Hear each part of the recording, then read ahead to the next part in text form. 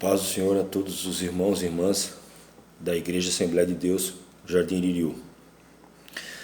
Quero trazer para os irmãos uma palavra que se encontra na Epístola de Tiago, capítulo 1, a partir do versículo 19. Tiago, capítulo 1, a partir do versículo 19. Esta passagem traz como título sobre a prática da palavra de Deus. Tiago, capítulo 1, a partir do versículo 19.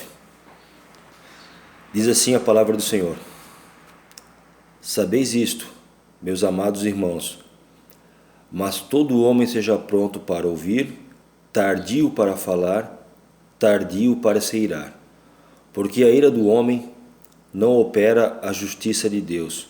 Pelo que, rejeitando toda imundícia e acúmulo de malícia, recebei com mansidão a palavra em vós enxertada, a qual pode salvar a vossa alma.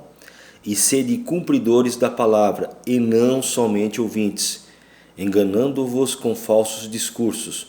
Porque, se alguém é ouvinte da palavra e não cumpridor, é semelhante ao varão que contempla ao espelho o seu rosto natural.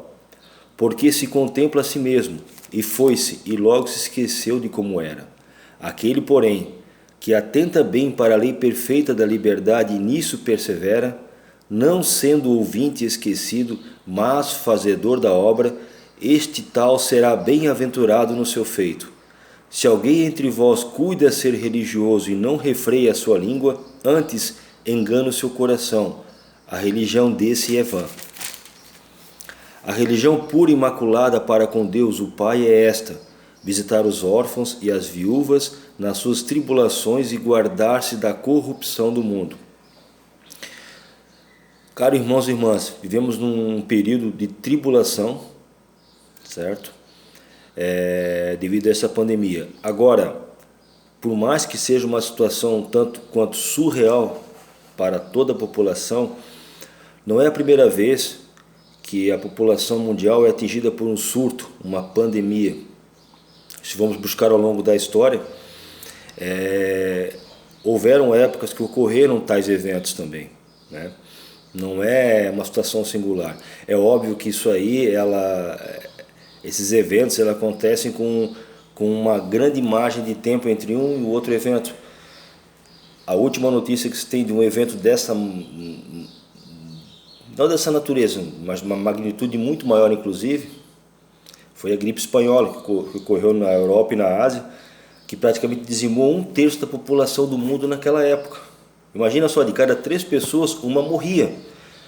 Essa que nós estamos vivendo agora, por mais que ela tenha alguns eventos devastadores, mas não se compara à magnitude daquela gripe que ocorreu lá na chamada peste negra, que ocorreu na região da Europa e da Ásia. Nessa que estamos vivendo agora, proporcionalmente é muito diferente. Então, de um universo de milhares de pessoas, aquelas que vêm a óbito são pessoas com doenças crônicas e já de idade mais avançada. Então, não é a primeira vez que isso acontece. E esta situação não é motivo para que venhamos a nos esquecer ou nos afastar da nossa comunhão com Deus. E essa comunhão ela é praticada de diversas formas. Uma forma é através da leitura da palavra, da oração, como essa passagem nos fala sobre a leitura da palavra. Temos que estar constantemente lendo e principalmente, como diz ali Tiago, vivendo a palavra. E agora nesses momentos de conturbados, é que nós mostramos realmente a nossa capacidade de estarmos na presença do Senhor. E também não olharmos somente para o nosso umbigo. É uma tendência natural do ser humano em momentos de crise, esquecer daqueles que estão ao seu redor. E aqui nessa passagem de Tiago ele também fala sobre órfãos e viúvas. Aqui podemos fazer uma referência de que devemos nos preocupar também com aquelas pessoas que já estão passando necessidade.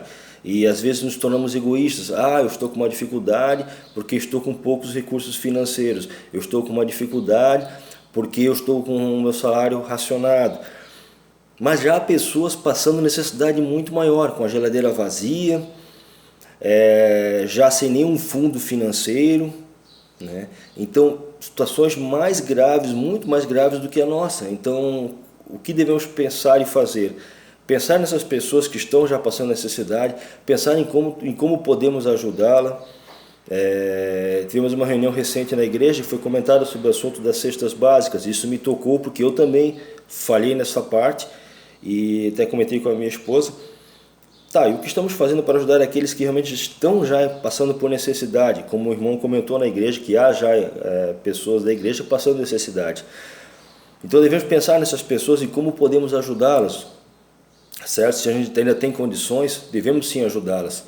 Esse é um propósito bíblico. Primeiramente, o propósito é espalhar o evangelho, divulgar o evangelho, mas depois, feito isto, paralelo a isso, é buscar ajudar aqueles que precisam, certo? Ajudar nossos irmãos, os domésticos da fé, ajudar nossos irmãos e irmãs. Então, venhamos a refletir sobre isso. Será que nós estamos sendo nesse momento egoístas e olhando só para o nosso umbigo? Como é que está a nossa situação? Sendo que há pessoas com situação muito mais grave do que a nossa.